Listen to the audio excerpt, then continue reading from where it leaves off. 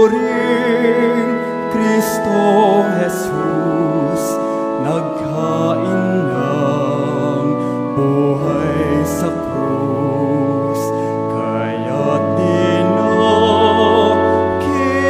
ng Diyos, binigyan ng ngalang tampok sa langit at sansinuko.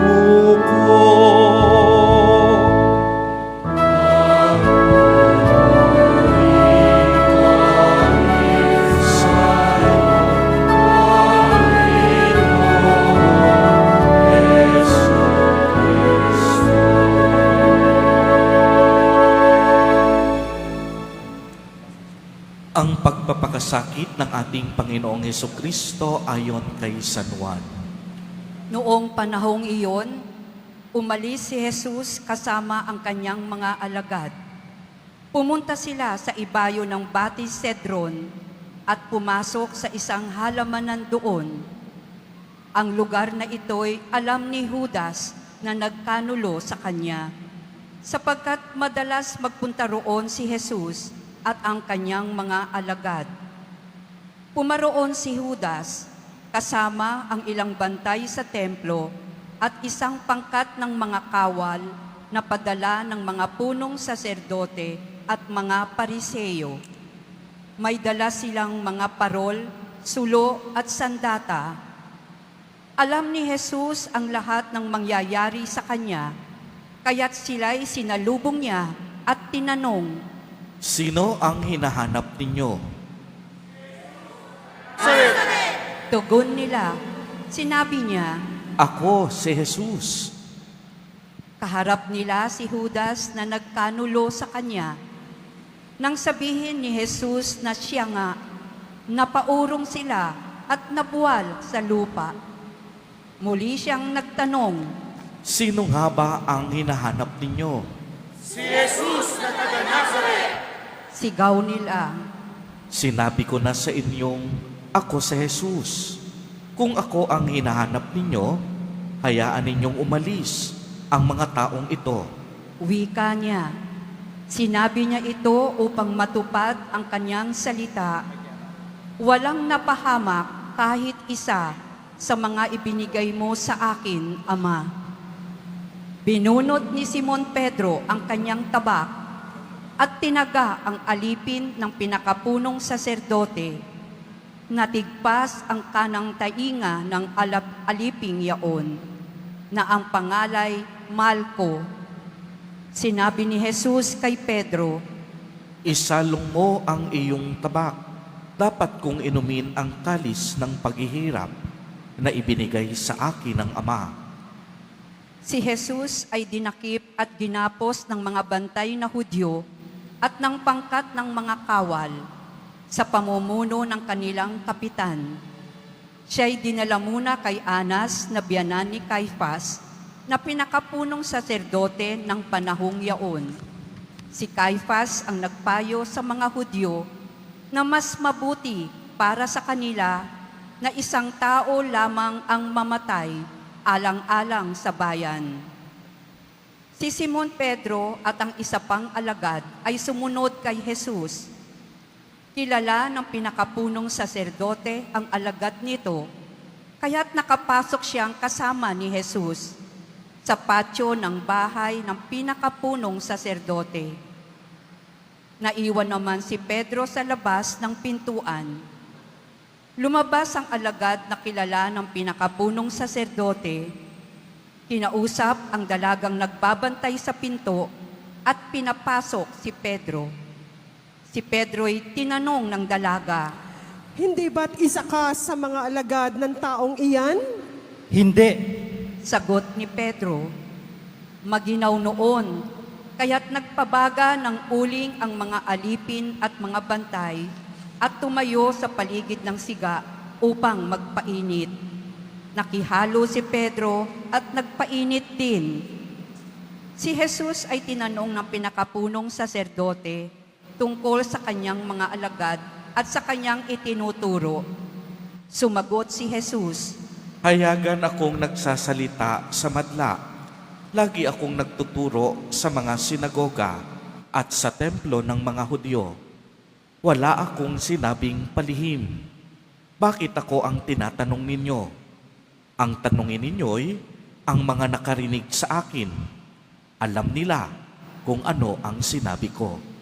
Pagkasabi nito, siya'y sinampal ng isa sa mga bantay na naroon. Bakit mo sinasagot ng ganyan ang pinakapunong saserdote? Tanong niya. Sinagot siya ni Jesus, Kung nagsalita ako ng masama, patunayan mo. Ngunit kung mabuti ang sinabi ko, bakit mo ako sinampal? si Jesus na nagagapos pa noon ay ipinadala ni Anas kay Caifas, ang pinakapunong saserdote. Samantala, naroon pa rin si Simon Pedro at nagpapainit. Siya'y tinanong nila, Hindi ba't alagad ka rin ng taong iyan? Hindi. sagot ni Pedro.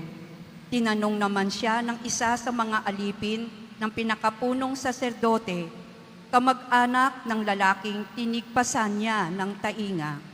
Hindi ba ikaw ang nakita kong kasama ni Jesus sa halamanan? Muling itinatwa ito ni Pedro, siya namang pagtilaok ng manok. Mula sa bahay ni Caifas, si Jesus ay dinala nila sa palasyo ng gobernador.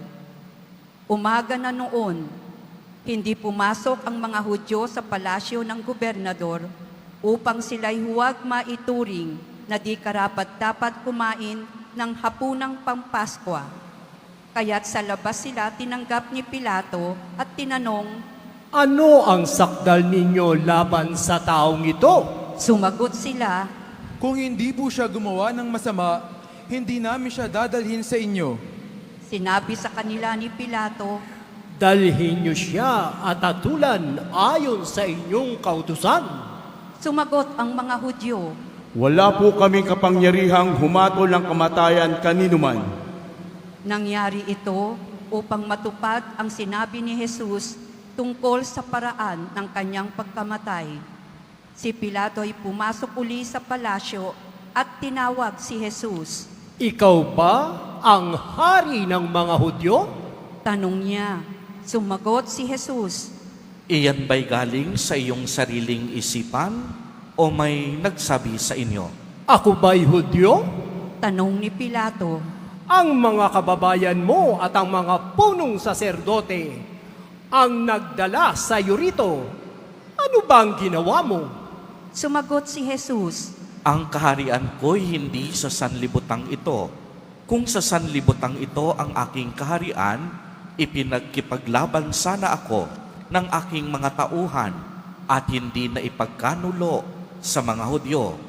Ngunit, hindi sa sanlibutang ito ang aking kaharian. Kung gayon, isa kang hari? sabi ni Pilato.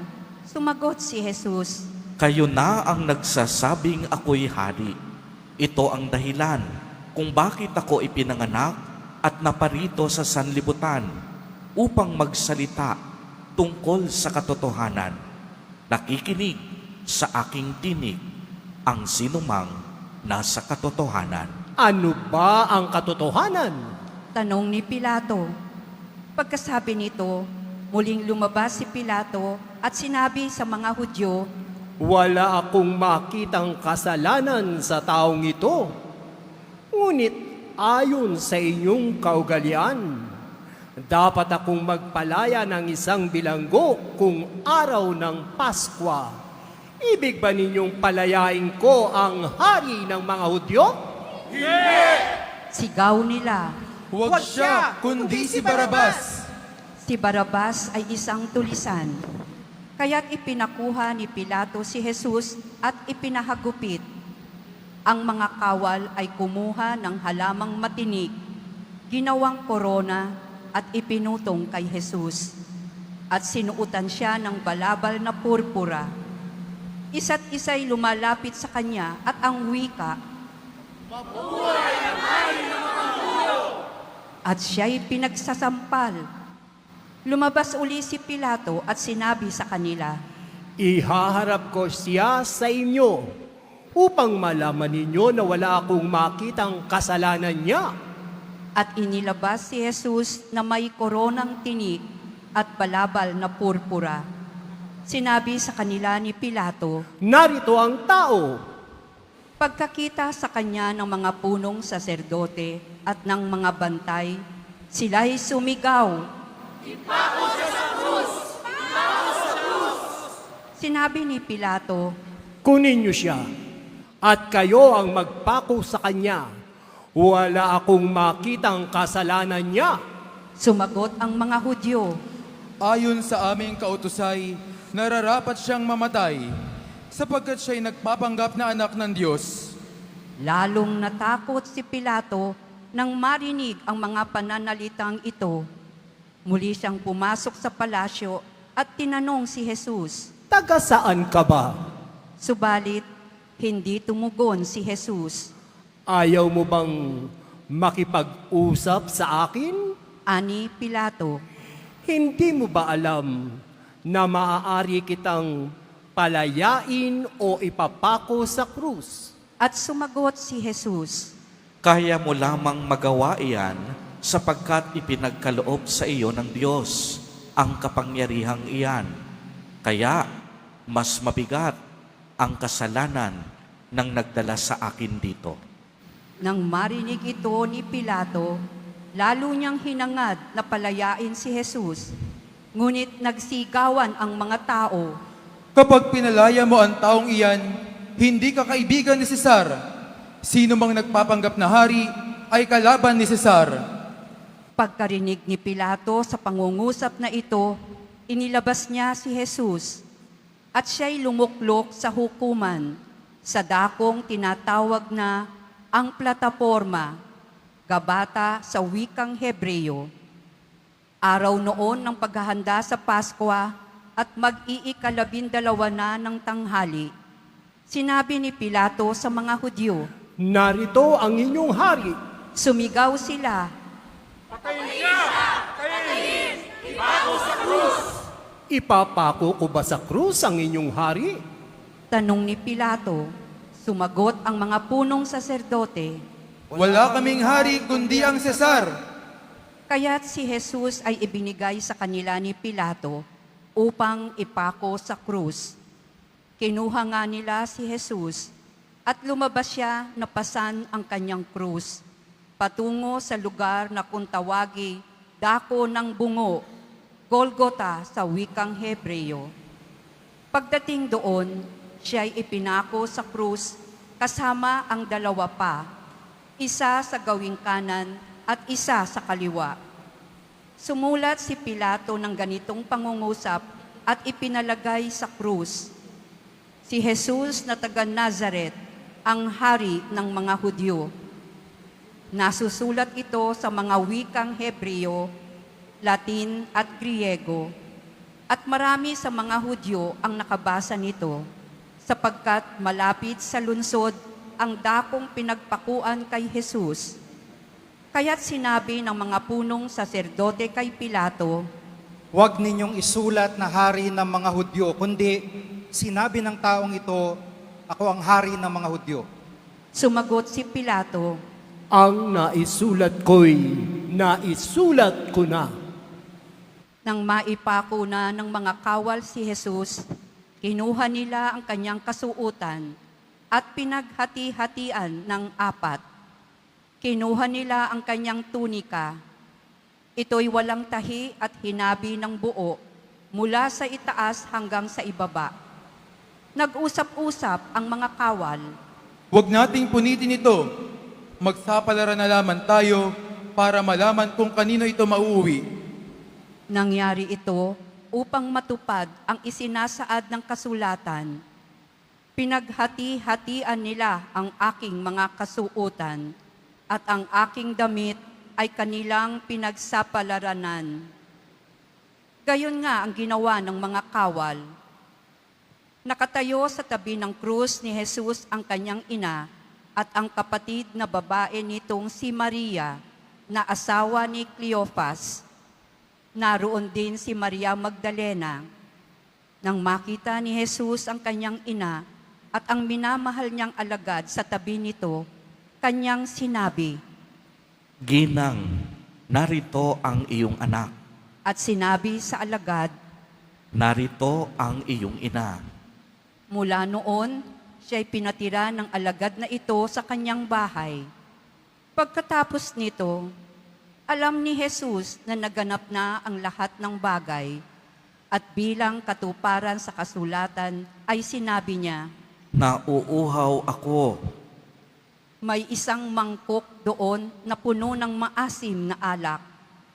Itinubog nila rito ang isang espongha, ikinabit sa sanga ng isopo at idiniit sa kanyang bibig. Nang masipsip ni Jesus ang alak, ay kanyang sinabi, Naganap na. iniyukayok niya ang kanyang ulo at nalagot ang kanyang hininga. Magsiluhod po ang lahat at manahimik sandali.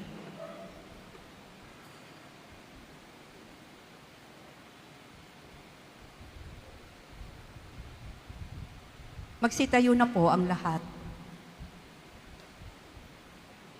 Nooy araw ng paghahanda at ayaw ng mga Hudyo na manatili sa krus ang mga bangkay sa araw ng pamamahinga, sapagkat dakila ang araw ng pamamahingang ito. Kaya't hiniling nila kay Pilato na ipabali nito ang mga binti ng mga ipinako sa krus at alisin doon ang mga bangkay. Naparoon nga ang mga kawal at binali ang mga binti ng dalawang ipinakong kasabay ni Jesus. Ngunit, pagdating nila kay Jesus at makitang patay na siya, hindi na nila binali ang kanyang binti. Subalit, inulos ng sibat ang isa sa mga kawal ang tagiliran ni Jesus at biglang dumaloy ang dugo at tubig. Ang nakakita nito ang nagpapatotoo, tunay ang kanyang patotoo, at alam niyang katotohanan ang sinabi niya upang kayo'y maniwala. Nangyari ang mga ito upang matupad ang sinasabi ng kasulatan, walang mababali isa man sa kanyang mga buto. At sinabi naman ng ibang bahagi ng kasulatan, pagmamasdan nila ang kanilang inulos. Pagkatapos nito, si Jose na taga-Arimatea ay nagsadya kay Pilato upang humingi ng pahintulot na makuha ang bangkay ni Jesus. Si Jose ay isang alagad ni Jesus, ngunit palihim nga lamang dahil sa takot sa mga Hudyo. At pinahintulutan naman siya ni Pilato. Kaya't kinuha ni Jose ang bangkay ni Jesus. Sumama sa kanya si Nicodemo, may dalang pabango, mga 100 libra ng pinaghalong mira at aloe. Siya ang nagsadya kay Jesus isang gabi. Kinuha nila ang bangkay ni Jesus at nilagyan ng pabango habang binabalot sa kayong lino ayon sa kaugalian ng mga Hudyo. Sa pinagpakuan kay Jesus ay may isang halamanan at dito'y may isang bagong libingang hindi pa napaglilibingan. Yamang nooy araw ng paghahanda ng mga Hudyo at dahil sa malapit naman ang libingang ito, doon nila inilibing si Jesus. Ang mabuting balita ng Panginoon. Pinupuri ka namin, Panginoong Hesu Kristo. Magsiupo muna po ang lahat.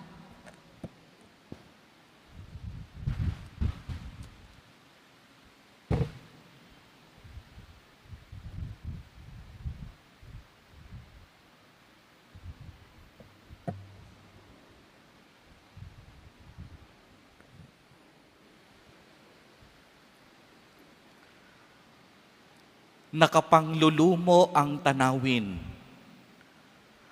Madugo ang kapaligiran. Binalot ng dilim ang kalangitan. Naganap na. Wala nang hininga si Jesus. Binawian na ng buhay ang anak ng tao. Malilimutan ba ng ina ang anak na galing sa kanya? Sanggol sa kaniyang sinapupunan, paano niya matatalikdan ang angak niyang tangan? Hindi niya malilimutan, hindi niya pababayaan, sapagkat nakaukit magpakailanman sa palad ng magulang ang kaniyang pinakamamahal na anak. Hindi kita malilimutan.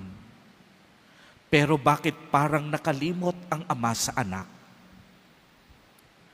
Bakit nananatili siyang tahimik?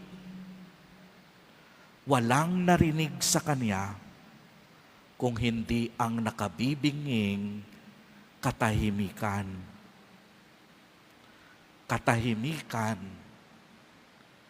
Silence. Bakit nananatiling tahimik ang Diyos Ama? Bakit hindi niya nagawang ipagtanggol ang anak sa gitna ng kamatayan at mga kaaway? Bakit hindi siya kumikilos? Noong binubuhat ni Jesus ang krus, noong siya ay mailang ulit na nadapa, noong siya'y dinuduraan at pinagtatawanan, noong siya ay hinahampas at sinugatan, noong siya ay ipinako sa krus, nauhaw hanggang malagutan ng hininga, nasaan ang amang nagsugo sa kanya? Marahil siguro, ito ang inyong katanungan. Mahal ba talaga ng Diyos Ama ang kaniyang anak? Bakit siya nananatiling tahimik? Wala bang ginawa ang Ama ni Jesus? Kung lubusan nating pagminilayan, hindi nakalimot ang Ama. Uulitin ko po, hindi nakalimot ang Diyos Ama. Triple siguro ang sakit ng nararamdaman ng Ama. Walang magulang ang nais makita ang kaniyang pinakamamahal na anak naghihirap, nagdurusa, at unti-unting namamatay. Kung pwede lang sana, ang Ama ang gagawa ng lahat ng ito. Pero, buong laya niyang ipinadama ang pinakadakilang pagmamahal sa ating lahat. At yan ay ialay ang kaniyang pinakamamahal na anak upang maging katubusan sa ating pagkakautang at pagkakasala. Pagmasdan ninyo mga kapatid, kung saan lahat-lahat ay tila tahimik, ang Diyos ay higit na naroroon. Sa katunayan, sa kanyang katahimikan, ang Ama ay tahimik na kumikilos upang sa pamamagitan ng krus, ang lahat ng sakit, ang lahat ng kapangitan ng kasalanan, upang ang lahat ng matinding pagkasira ay mapalitan ng pagpapatawad, pag-ibig, at pagpaparaya. sa kahoy na krus. Doon, sisimulang ayusin ng Ama ang nasirang mundo dahil sa kasalanan. Sa krus, kung saan nag-alay ng buhay ang kaniyang pinakamamahal na anak. Sa krus, ipinadama ng Ama ang kaniyang radikal na pagmamahal sa sanlibutan. Kaya naman, ang krus na dating tanda ng kahihiyan ay magkakaroon ngayon ng bagong kahulugan. At tunay ngang sa katahimikan ng Ama, ngayong Biyernes Santo, ang kaniyang kawalan ay kung saan siya ay pinakanaroon. Uulitin ko po, sa katahimikan ng Ama, doon siya pinakanaroon. Dahil sa katahimikang yaon, magbabago ang mukha ng sanlibutan. Ang inakalang kamatayan at inakalang katapusan ay magiging hudyat lamang ng isang bagong simula. Kaya nga dahil sa katahimikan ng Ama, atin ngayong masasambit, krus ng aking kaligtasan, dapat nating ikarangal sa gisag ng kalayaan at ng muling pagkabuhay ni Jesus na poong mahal. Ngayong Biyernes Santo, binago ng Diyos ang kasaysayan ng mundo. Ang kaligtasan, hindi na isang pangarap. Ito ay isang kaganapan. Wala nang hininga si Jesus Nazareno dahil ang hinangang ito ay tumulak at tumuldok sa sumpa ng kasalanan at kamatayan. Pero ang hininga ng pagkadiyos ni Jesus Nazareno kailanman hindi matatapos. Muli siyang magbabalik.